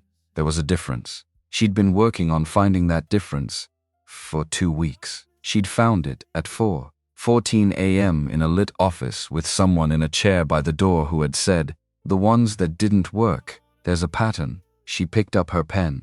She started writing. The facility's operations lead office was on the service level. Not the executive floors. Not somewhere with a window that did something interesting with the light. A room off the main maintenance corridor with a steel desk bolted to the wall. A whiteboard with the previous occupant's zone maps still on it in 3 colors of marker, and a chair that had been adjusted for someone seen considerably taller than Anthony, and would not stay in the position he set it. He adjusted the chair every morning. Every morning it drifted back. He stopped fighting it by Wednesday. The job itself was not complicated. Anthony had been doing the work informally for 3 years. The coordination, the coverage gaps, the equipment scheduling, the particular human geography of an overnight crew that nobody managed well, because managing overnight crews required being present at midnight, and most managers preferred not to be. Eugene Parks had handed off the binders with the equanimity of someone who had been waiting for this transition for longer than he'd been willing to say out loud. "You already know what's in here," Eugene had said, setting 4 binders on the steel desk. "Most of it's yours anyway. I just wrote it down." Anthony had looked at the binders, then at Eugene. "You could have written my name on them." Eugene's expression communicated, "I'm retiring in 8 months and this is not my problem anymore." But what he said was, "You're here now," which was for Eugene practically a speech. The crew adjusted faster than Anthony expected. Darnell had come by the first day, with the particular energy of someone who'd already told everyone else he wasn't surprised. Leonard had brought coffee, the good kind, from the place on Michigan that Leonard claimed was the only coffee in Chicago that didn't taste like ambition. The new hires on 32 and 34 had started calling Anthony Sir, which he'd asked them to stop 3 times before accepting that it was simply going to happen and redirecting his energy to more productive things. The job was fine. The job was good, actually. What was not fine, what occupied the specific zone of his attention that he kept trying to redirect and kept finding redirected back, was the silence on the 39th floor. Not literal silence. Lorraine was in her office. The board meeting was 12 days out, and she was working with a focus that had its own gravitational field. Patricia moved through the executive corridor with the forward momentum of someone managing multiple simultaneous fires, which she was. The floor was not quiet, but the office door was closed. Every night, no inch of gap, no 2 cups, no second chair. He understood why. He understood that the configuration of things had shifted his title, his badge, his presence in the building during business hours now as well as overnight. The fact that Patricia occasionally sent him logistical requests through the facilities management system, the way she sent requests to any department head. He was no longer the person in the hallway at 2 a.m. He was a named employee on an org chart.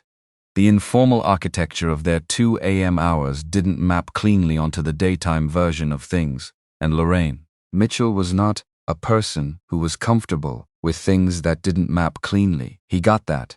He got it completely. He still noticed the closed door every time he passed it, which was not information he chose to do anything with. On the 6th day of the new role, a Tuesday, he was reviewing the maintenance schedule for the lower mechanical systems when Patricia appeared in the doorway of the service-level office. She looked at the room the way people looked at rooms they were not expecting to look at. "Your light is bad," she said. "It's fluorescent. It's bad fluorescent. I'll have someone replace the fixture." "You don't have to do that. Lorraine asked me to check on the service-level facilities." Her voice was even. "The light is inadequate." He looked at her. "How is she?" Patricia was quiet for a moment. Not the silence of not knowing. The silence of deciding how much of what she knew was hers to carry into this room. "She's working," Patricia said finally. "She's been working the way she works when something is close enough to touch. Is that good or bad? Depends on the day." She turned to go. Stopped. "There's a Bryant-adjacent thing I want to flag for you." Come upstairs when you have a few minutes. Not through channels, just come. He went up at 4 o'clock, Patricia's office. She closed the door. A man came to see you, she said. No preface. Patricia didn't do preface. Yesterday, when you were running the West Side mechanical inspection, he asked the front desk for you by name, Anthony Wilson, the new facilities operations lead. The desk took his name and said you'd be notified. She set a piece of paper on the desk between them. His name is Garrett Webb. He's listed as an independent consultant, which covers a lot of ground. His cell number is registered to a holding company that shares a registered agent with 3 other entities, one of which is a property advisory group that Victor Bryant sits on the board of. Anthony looked at the paper, then at Patricia. He left a number. He said he'd like to have a brief conversation with you at your convenience. Off-site. Patricia folded her hands. In my assessment, this is Bryant using a cutout. He wants something from you, and he doesn't want his name on the ask. Anthony sat with that for a moment. What would Bryant want from the facilities manager? Bryant has been in this building many times. He knows Lorraine keeps long hours.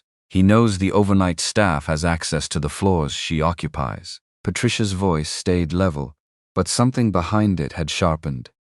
Information about her habits, her stability, her behavior during the hours when she's not managing an impression, any of that could be characterized as evidence of erratic behavior in a board presentation, especially if it came from an employee. $50,000, Anthony thought, and his name stayed out of it. He looked at the number on the paper. He thought about a man he'd never met, operating through a holding company, through a registered agent, through a name he'd never heard of trying to reach him, through his new title, through the front desk, through proper channels, which meant Bryant knew about the position, which meant Bryant was paying attention to personnel changes in this building with the specificity of someone who was building a case and wanted to know who the pieces were. He thought, I am a piece. He thought, I'm a piece he thinks he can use. He picked up the paper, looked at the number one more time, set it back down. Tell me something, he said to Patricia. If you were doing this, if you were Bryant, what would you be hoping I'd do when I found out? Patricia considered this with the seriousness it deserved. I'd be hoping you'd take the meeting. I'd be hoping you'd take the money. And if you didn't, if you reported it, and if you didn't, if you reported it, I'd be hoping you'd report it to someone other than Lorraine, because going to Lorraine directly is the thing that turns you from a facilities manager into something Bryant can't use. Anthony understood. Going to Lorraine made him something personal. Something Bryant could stand in front of the board and call a conflict of interest, a compromised witness, an employee with reasons to protect his boss that had nothing to do with facts. He thought about this for the length of time it took to be sure. Then, I'll write it up. Formal incident report. Through facilities to legal, copied to HR. Standard chain. Nothing informal. Patricia looked at him. Her expression was not warm. She didn't do warm in the professional mode, but it had the quality of someone who'd run a calculation and arrived at the answer they were hoping for. And to me, she said, copy it to me. You're going to show her. I'm going to give her what she needs to make her own decisions. A pause. There's a difference. He wrote the report that afternoon. Precise, factual, no editorializing. Garrett Webb, the date, the front desk log, the number, the holding company connection Patricia had identified. He ran it through facilities, to legal, to HR, and copied Patricia. He did not send it to Lorraine. He did not go up to the 39th floor. He finished the mechanical inspection he'd been in the middle of when Webb had appeared, went home at 6 p.m. for the first time since starting the position, and ate an actual meal, a real one, at a table with a plate which shouldn't have felt like an achievement, but did, and was asleep before 9. Patricia called him at 11:17 p.m. He was awake by the second ring. She wants to know where you are, Patricia said. I told her you went home. She asked if you were at the building. I said no. She's a pause. The slight compression of something being weighed. She read the report. Anthony sat up. How is she? She's been in her office since 7. She hasn't eaten anything I know of. She called Bryant's office at 9 p.m., which he won't see until morning. which she knows. And then she sat back down, and she's been sitting there since. He thought about a woman in a lit office with her hands flat on a desk and her chest barely moving. He thought about the distance between that version and the one who'd sat across from him in the conference room manor, and said, find the pattern, make a different argument. He thought about how those two versions were the same person, and how the distance between them wasn't weakness. It was the cost of carrying something alone for a very long time. Tell her, I'll be there in 30 minutes, he said. She didn't ask you to come. I know. He was already standing. Tell her anyway. 28 minutes. That was how long it took to get dressed, get to the stop, take the late train downtown, and walk the 3 blocks to Caldwell Tower's north entrance, which was the entrance that stayed staffed after midnight. He went through security, rode the elevator to 39, and walked down the corridor to her office. The door was almost closed. Not shut, almost. He knocked twice.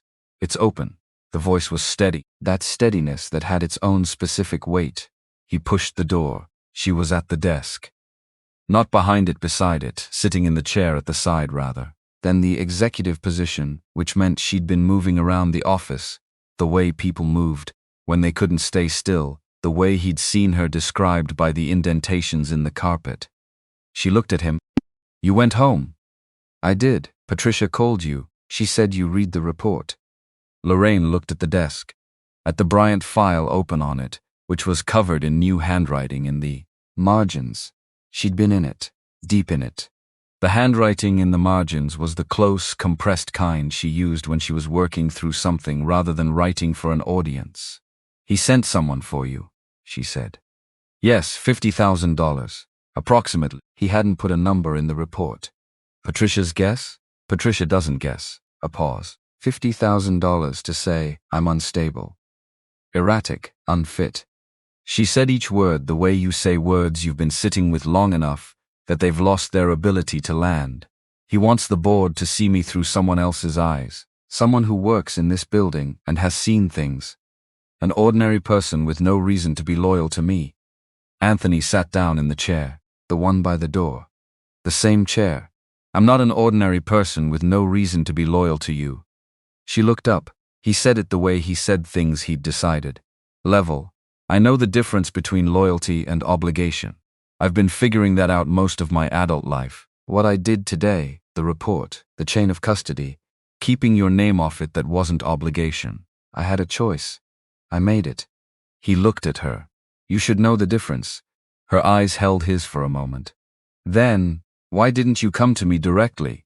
Because Bryant would have turned it into something it isn't. If I go to you, I'm an employee, protecting a boss he has personal reasons to protect. If I go through channels, I'm a building manager reporting a contact attempt. Same facts. Different framing. He paused. You taught me that. She looked at him. I didn't teach you anything. Page 214. She was quiet. The office settled around them. The particular silence of the building at this hour, the HVAC on its overnight setting, the city noise reduced to a low continuous pressure, rather than individual sounds. The Bryant file open on the desk, the handwriting in the margins. He's going to come at you through me regardless, Anthony said. The report puts it on record that he tried and I declined. But he's going to use the relationship anyway, whatever he thinks it is. And what does he think it is? Something that makes you look like you have poor judgment. Anthony's voice stayed even. A billionaire who's developed an attachment to the night janitor. He'll frame it however works. The meeting in the health suite. The position. He stopped. The things Patricia knows about. Lorraine looked at the window, at the night version of Chicago, 23 floors below. The same city, the same late hour, but everything in the room had a different temperature than it had 2 weeks ago when they'd sat in the same configuration and talked about Bryant for the first time. What he thinks it is, she said, and what it is are not the same thing. No, what it is, she continued, and her voice had the quality of something being stated, precisely because precision mattered, is that I was in trouble, and you were there, and you stayed. And nobody in the previous 4 years of my professional life, including people I pay specifically to support me, has ever just stayed without needing something back from it. Anthony was quiet. That's not an attachment, she said. That's not poor judgment. That's... She stopped, looked at him. I don't have a word for it that doesn't sound like an understatement, he thought. About 14 minutes in a dark office. About a cup of coffee at the right temperature. About a receipt used as a bookmark. About the specific math of all of it and how none of it translated into language without losing something essential, he said. Some things don't need words. She held that. Then Bryant's going to use it anyway. Yes, so I need to take it away from him before he can use it. She turned back to the desk, to the Bryant file, and the margined handwriting. I need the board to understand what he's actually trying to do, which is not protect the company. He has never once been interested in protecting the company. He wants to extract his position and leave. And the people he wants to leave behind with the restructured entity are the people who believed in this company before it was worth believing in. She picked up the pen. I need to give them a reason to choose the version of the future where those people are still here. Anthony leaned forward slightly. What does Bryant think you don't have? The relationship votes, the 2 members who go back to his history before the company. He thinks those are his, are they? She was quiet for a moment. Not the silence of not knowing. The silence of someone deciding how honest to be. I think one of them is genuinely undecided.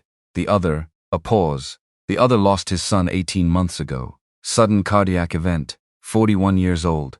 He's been different since. Quieter, less interested in the numbers and more interested in... She stopped. More interested in what matters, Anthony said. She looked at him. Yes, then talk to him about what matters. She picked up the pen again, wrote something in the margin, stopped, looked at it, wrote something else. You should go home, she said, without looking up. The board meeting is in 8 days. I need to work. I know, Anthony. He was already standing, already at the door. Thank you, she said. Quiet. The kind of quiet that means something is being handled carefully because it's fragile and real. For the report. And if she didn't finish, she didn't need to. He pulled the door closed behind him. On the elevator down, he thought, 8 days. He thought, she's going to win. He was fairly certain she was going to win. He was also fairly certain that winning was going to cost her something, and that, whatever it cost, she was going to pay it standing up, because that was who she was. And he'd known that since 14 minutes into a tutti night, when she'd remembered how to breathe and hadn't run from the room that had witnessed it. He went home, slept 6 full hours, which was a record for the month, got up, made coffee, went to work. 8 days. The board meeting was at 2 p.m. on a Thursday. Anthony was in the mechanical systems room on the 4th floor when it started. Not by accident. He'd checked the building schedule, knew which conference room had been booked for the full afternoon, knew the timeline Patricia had outlined when she'd run him the procedural overview 2 days before. He was in the mechanical room because it was where he was supposed to be, because the HVAC calibration for the upper floors was his responsibility now, and it was due, and because being somewhere, he was supposed to be felt important on a day when everything on 39 was going to be decided by something he had no control over. He did the calibration, zone by zone. The work had its usual quality, mechanical, specific, the kind that required enough attention to crowd out other things, but not enough to make you think you were somewhere other than where you were. Patricia texted at 2:47 p.m. 3 words. He's presenting now. He put the phone in his pocket, kept working. At 3:22, Lorraine's turn. He stopped what he was doing, stood in the mechanical room with its low hum and its dense, purposeful heat, and thought about a woman walking into a room and laying out the case for everything she'd built and everything it was worth, and why the version of the future that preserved it was the one that deserved to win. He thought about the board member who had lost his son, who had gotten quieter, who was, perhaps, more interested in what mattered than what the numbers said. He thought about Lorraine finding that in the Bryant file and reading it as terrain instead of obstacle. He thought about page 214 and the paragraph about having facts versus controlling the narrative, and how the two weren't the same, and how the person who understood the difference usually won. He thought, she understands the difference. He thought, she's going to win. His phone stayed quiet for 37 minutes, which was either a very good sign or a very bad one, and there was no way to know which from the mechanical room on 4. At 4:11, Patricia called. Not texted, called. He picked up before the second ring. 7-2, Patricia said.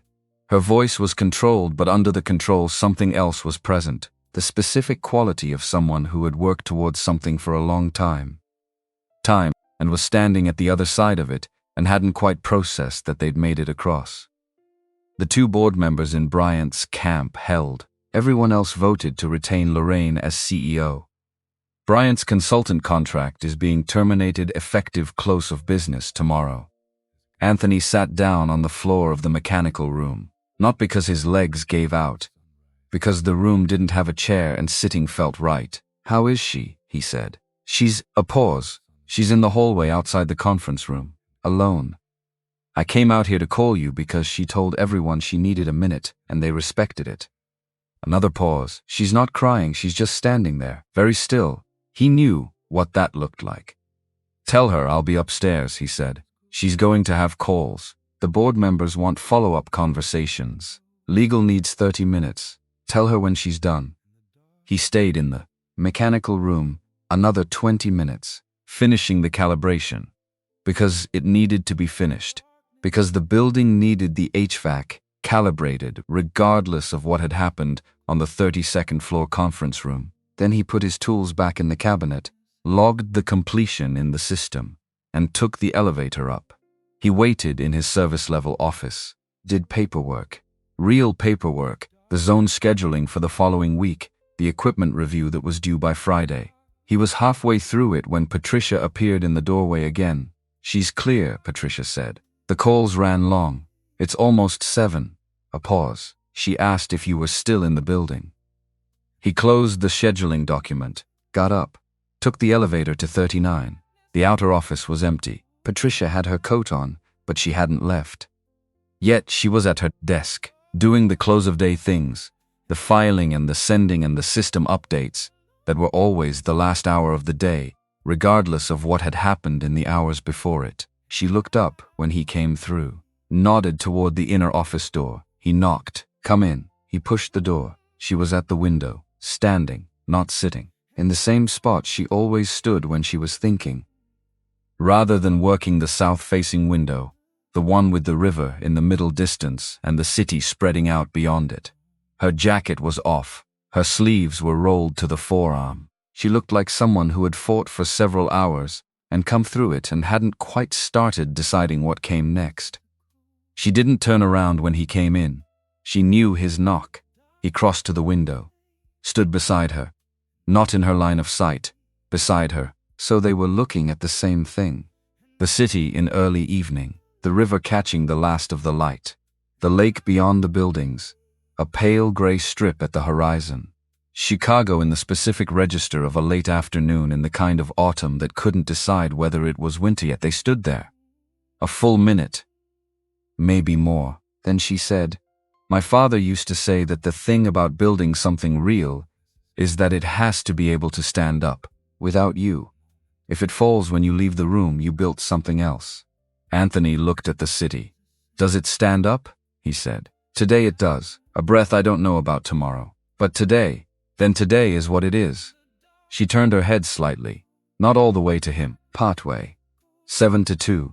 I've been running the other direction on those numbers for 2 years, and today they went the other way, and I'm standing here and I don't. She stopped. I don't know what I'm supposed to feel. He thought about Thomas on a Tuesday, about the particular absence of the 7:15 call on the first Sunday after, about how grief and relief could arrive at the same hour, in the same body, and how neither of them canceled the other out. You don't have to know right now, he said. She turned fully to him. Her eyes were dry. She had not cried, not here, not in front of him, not in the way he might have expected, because she was not that kind of person. But there was something in her face that had been there a long time, and was not there now. Like a weight that had been so familiar it had stopped registering, and its absence was. stranger than its presence. I kept thinking about you, she said. During the presentation, I kept thinking. She stopped. You said to look for the pattern in what hadn't worked. I found it. The pattern was that I'd been making arguments about value, and Bryant had been making arguments about relationships. I was bringing data to an emotional fight. She paused. So I stopped bringing data. What did you bring? People. She said it simply. I spent the last 8 days getting in front of every person who works for this company, who'd be willing to be on record about what their job means to them. I put together a 40-minute presentation, not one spreadsheet, just people. A woman from logistics in Atlanta who started as a driver and runs a regional hub. Now, a team from the Pilsen warehouse who designed a new routing system that saved the company $800,000 last year and got a bonus check and a note from me and kept their jobs. A man from the Chicago office who's been here since before my father died and was at the building this morning at 6 a.m. because she stopped, took a breath, because he said he wasn't going to miss it. He just wanted to be in the building on the day. Anthony looked at her. She said, I asked the board to look at the feces before they voted on the numbers, and the board member who lost his son. She stopped again. He voted first, before anyone else. Usually he waits and follows the group. He voted first, and then 6 people followed him. The room was quiet. Anthony thought about a man who had lost his son at 41, who had gotten quieter, who had looked at 40 minutes of faces and found in them something the numbers couldn't say. He thought she saw the terrain. He thought she walked it exactly right. You did that, he said. Patricia built half of it. Patricia built the structure. You knew what to put in it. She looked at him for a moment. You're generous, I'm accurate. He said it the same way he'd said everything to her, without performance, without hedging. The way he'd learned to say things when the only point was for them to be true. You've been doing this for 13 years. You know this company better than anyone alive. Today wasn't luck. Today was 13 years. She held that, let it land in the place where things landed. Then her phone buzzed on the desk. She looked at it, looked back at him. It's the Atlanta regional director. He's been waiting on this call. Go, Anthony. He was at the door. Stay, she said. Not the way you say stay to an employee. The way you say it when you mean something precise by it. I'll be 10 minutes. Just stay. He looked at her. He thought about the arithmetic of the thing, about the line between obligation and choice, about the letter in his jacket pocket from the loan company with the zero balance, about a man who co-signed a note for his brother and spent 9 months in the math of it and had arrived somewhere he hadn't expected to arrive. He thought, I'm here because I chose to be here. He thought, that's the difference. He thought, I know the difference. He walked back into the room. Sat down in the chair by the window, not the chair by the door. The chair by the window, close to where she'd been standing. She looked at him for a fraction of a second, then picked up the phone and took the call, her voice shifting into the register of a CEO on a good day, warm and precise, and entirely in command of the room. He looked at the city. He thought about Thomas at 7:15. About how you didn't understand the value of a predictable thing until it was gone.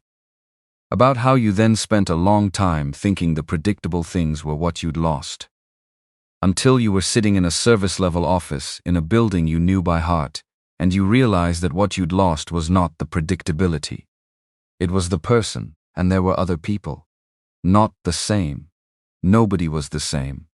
But the world was full of people who were trying to hold things together, with insufficient resources at hours when nobody was watching. And most of them were doing it alone, and occasionally you ended up in the same hallway with one of them, and realized you'd been alone for long enough that the presence of another person who wasn't asking you to be anything, except what you were, had the quality of something you'd been looking for since before you knew you were looking. Lorraine's call ended at 7:23. She put the phone down, stood by the desk for a moment, gathering the scattered files, putting them back in their proper places with the automatic economy of someone who ended every day the same way regardless of what the day had contained. She picked up her jacket from the back of the chair. She looked at him.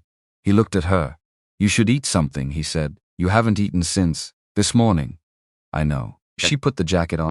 There's a place on Michigan that stays open, not the corporate option, a real place. She paused. Would you come?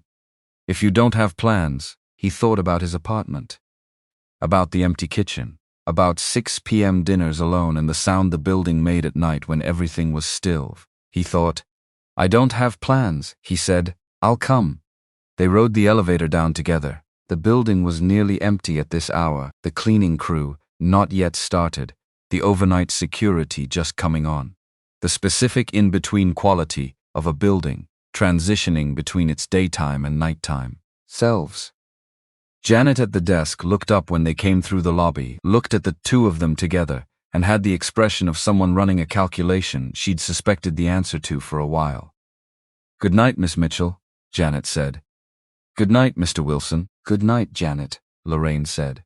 Outside, the Chicago evening had made its decision about the temperature. Cold, the kind that arrived in October and stayed until it was done with you. They walked east on the sidewalk toward Michigan, the city going about its early evening around them, and neither of them talked for the first half block, which was fine because they'd gotten very good at not talking. Then Lorraine said, You said you want to pay back every dollar.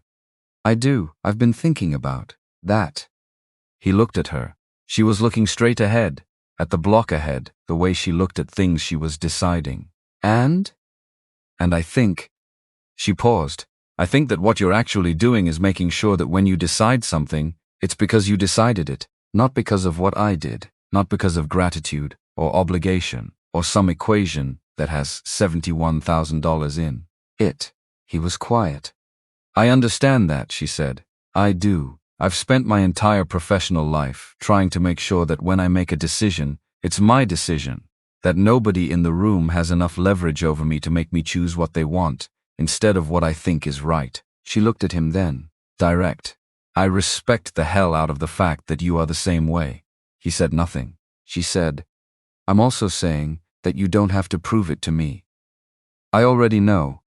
He thought about that for most of the rest of the block, about the distinction she was making. Between carrying the debt because it was right and carrying it because it was performance. About who he was performing for. He said, I'll think about it. She said, that's all I asked.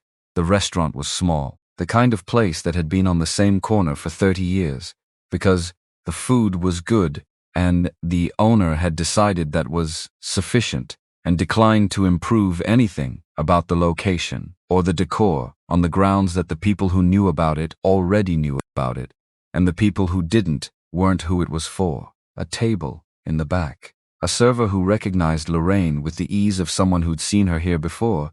Not often, but enough. They ordered. The server went away. The restaurant did its business around them. Lorraine looked at the table, then at him. Can I ask you something? Yes. That first night, in my office, you didn't know who I was. I knew the office was above my floors, he said. I knew the building well enough to know that. I didn't know you specifically. But you stayed anyway. Yes. Why? He thought about how to say this accurately. Because the right thing to do when someone is struggling alone at 2 a.m. isn't usually to leave. He looked at her. That's not complicated. She was quiet for a moment. For most people it is. Most people have a calculus about it, about what staying costs them, about who the person is and whether they deserve the staying and whether it puts them in a position they didn't ask for. I didn't think about any of that, I know. Her voice was even, that's what I'm asking about.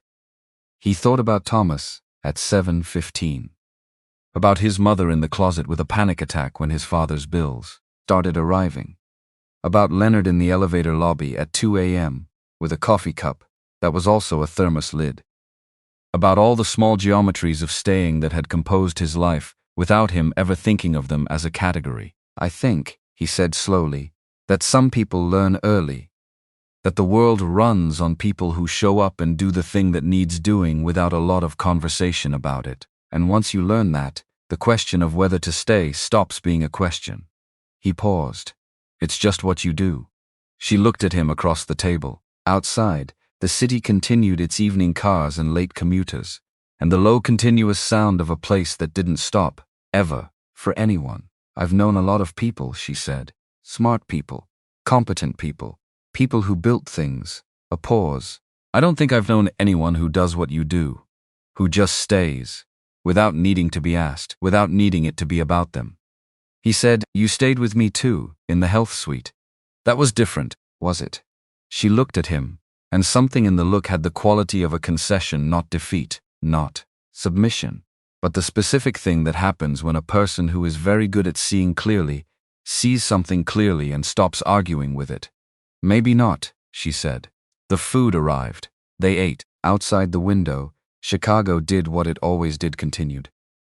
Indifferent to the small human negotiations happening in the restaurants and offices and bus stops and service corridors that it contained.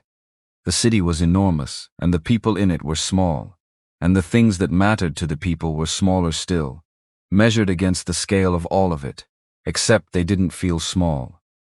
From the inside, they felt like the only things. After dinner, they walked back in the direction of Caldwell Tower because it was on the way, and Anthony's train stop was just past it. At the corner where their directions diverged, they stopped. He said, "You're going to be all right." She looked at him. "Is that a prediction or a statement of fact?" "Both," he said it simply. "You've been all right through worse than this." She held that. The corner was busy taxis, foot traffic, the general forward motion of Chicago in the evening, not pausing for anyone. But they were standing in it like something was suspended. She said, "Will you still be in the building? I work there, I know. I mean," she stopped. The floors, the hallways, she stopped again, looked at him. Not the corporate look, not the CEO look, the look that had been there at 2:17 a.m. on a Tuesday when she'd turned her head and seen him sitting in a chair 12 feet away, not going anywhere. "Yes," he said, "I'll still be in the building." Something in her expression settled, like a weight that had been held at arm's length finally set down somewhere close enough to stop straining. "All right," she said. He said, "Good night, Lorraine." She said, "Good night, Anthony."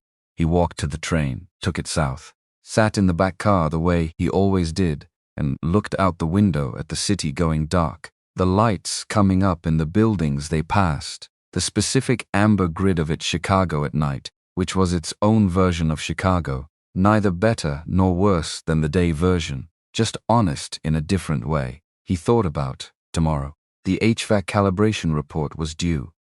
Leonard had a doctor's appointment and needed his zone covered until noon. The new hire on 32, a woman named Keisha, who reminded him of himself at that stage in a way he hadn't said out loud, had a question about the industrial washer sequence he'd promised to walk her through. Work, the building, the thing that needed doing. He thought about $2,800 a month going to Lorraine instead of Harold Reed, which was the same number attached to an entirely different weight. He thought about Patricia saying, "I thought it was probable. There's a difference." He thought about a man who voted first because he'd lost someone and knew that the things you could count weren't the things that kept you. He thought about staying, not as a decision, as a fact, as the kind of thing that stopped being a question once you understood it was just what you did. The train pulled into his stop. He got off, walked the half-block home, climbed the stairs, stood in the doorway of his apartment for a moment, the way he sometimes did, just to feel the air of the place, the warm, specific quiet of somewhere that was his. His phone buzzed, a text, unknown number. Except not unknown, he'd seen the number before, on the notepad Patricia had handed him when she'd told him about Garrett Webb. This was different. This was a number he'd been given once, written on a tray receipt, which he'd kept because he wasn't sure why and now understood. The text said, "Thank you for dinner, and for the other things." There are a lot of other things. He stood in the doorway and looked at it. He thought, there are going to be more. He thought about what Thomas would have said, which was probably something about stubbornness and loyalty, and the difference between them, the difference between and how Anthony most of his life getting them confused, and was maybe finally starting to see the line. He typed back, "I know," sent it, went inside. Outside, Chicago was doing what it always did at this hour, the overnight version of itself beginning, the day crew going home. the buildings settling into their own quiet rhythms, the river moving in the dark, the lake beyond it enormous and indifferent, and there, the way it had always been there, and would be long after. All the small human negotiations in the small human rooms had played out to their conclusions. Anthony Wilson made himself a cup of coffee he didn't need, and sat at the kitchen table and looked at the wall, the same wall he'd looked at when the letter arrived, except now the letter was filed away, and the wall was just a wall, and sitting at the table felt different than it used to, which was information he didn't try to translate into anything more specific. Some things didn't need words. He'd said that to her. He'd meant it then. He still meant it. The coffee went cold before he drank it. He left it there. He went to sleep.